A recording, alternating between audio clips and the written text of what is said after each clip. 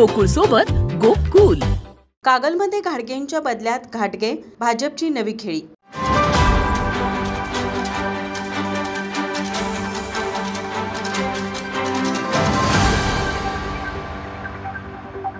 कोल्हापूरच्या कागल मतदारसंघात भाजपकडून नवा डाव खेळवण्यात आला.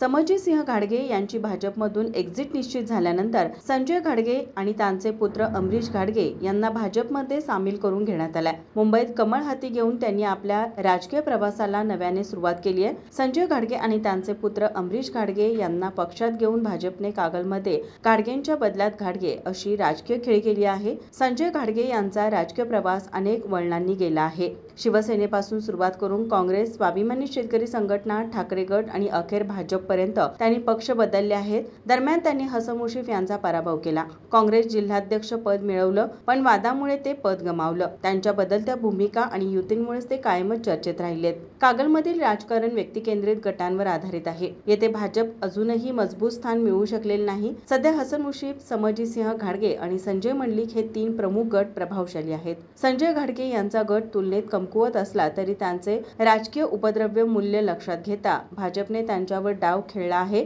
मात्र 2019 मध्ये हा मतदारसंघ महायुतीच्या अंतर्गत मुश्रीफ यांच्यासाठी राखून ठेवावा लागला होता. त्यामुळे भविष्यात भाजपच्या रणनीतीत संजय घाटगे यांची भूमिका गुंतागुंतीची ठरू शकते. माझा महाराष्ट्र न्यूज, कोल्हापूर.